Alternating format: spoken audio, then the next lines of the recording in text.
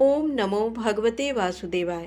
आप सभी का हमारे YouTube चैनल पर हार्दिक स्वागत है। आज सुने बैसाख स्नान और पीपल सींचने की कहानी। एक समय की बात है, किसी नगर में एक बूढ़ा व्यक्ति रहता था और उसकी 7 बहुएं थीं। एक बार बैसाख का महीना आया तो उसने अपनी बहुओं से कहा कि मैं बैसाख का स्नान करूँगा, क्या तुम इसे निभा दोगी? 7 में से 6 बहुओं ने मना कर दिया, लेकिन बड़ी बहू ने कहा कि मैं निभा दूंगी।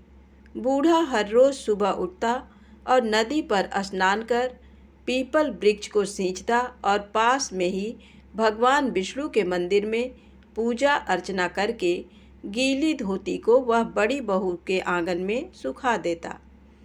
जैसे जैसे उस गीली धोती में से पानी की बूंदें जमीन पर गिरती, वैसे ही वह हीरे मोतियों में बदल जाती। धोती में से हीरे मोती गिरते देख उसकी 6 बहुओं से रहा नहीं गया और वे बोली कि हम भी बूढ़े को अपने यहाँ नहाने को बोलते हैं। उन्होंने कहा कि पिताजी, आप कल से हमारे यहाँ बैसाख नहा लेना। बूढ़े ने कहा कि ठीक है, मुझे तो नहाना ही है, मैं तुम्हारे यहाँ नहा लूँगा। बूढ़ा सुबह सवेरे स्नान करके आया और धोती उसने दूसरी बहू के आंगन में सूखने के लिए डाल दी, लेकिन यहाँ हीरे मोती की बजाय कीचड़ टपकने लगा। बहुओं ने ये देखा तो कहा कि आप हमारे यहाँ पाप का स्नान कर रहे हो, इसलिए यहाँ से जाओ और बड़ी बहू के यहाँ ही स्नान करो। बूढ़ा वापस बड़ी बहू के यहाँ आया और बैसाख का स्नान करने लगा। स्नान करके उसने फिर से धोती सुखाई तो हीरे मोती गिरने लगे। अब बैसाख का महीना समाप्त होने को था। बूढ़ा चिंता में पड़ गया तो बड़ी बहू ने इसका कारण पूछा। उसने कहा, बैसाख स्नान समाप्त होने को है और मेरा मन है कि मैं सारे परिवार को एक दिन खाने का न्योता दूं। बड़ी बहू ने कहा कि पिताजी, इसमें चिंता की क्या बात है, आप सभी को बुला लें, मैं खाना बना दूंगी। बूढ़ा सभी को निमंत्रण देने गया तो बाकी बहुओं ने कहा कि जब तक ये घर पर रहेगी हम खाने पर नहीं आएंगे। बूढ़ा फिर से चिंता में घिर गया कि ऐसे कैसे होगा और सूखने लगा। बूढ़े को सूखते देख बड़ी बहू ने कहा कि पिताजी, अब आपको क्या चिंता है? बूढ़े ने बाकी 6 बहुओं वाली बात बड़ी बहू को बता दी, जिसे सुनकर वह बोली कि पिताजी ठीक है, मैं खाना बनाकर रख जाऊंगी। और उसने वैसा ही किया।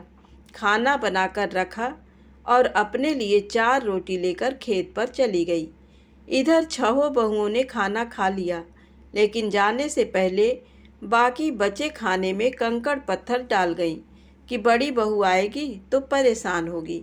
इधर खेत में बैठकर बड़ी बहू कहने लगी कि राम जी की चिड़िया, राम जी का खेत, चुग लो चिड़िया भर भर पेट।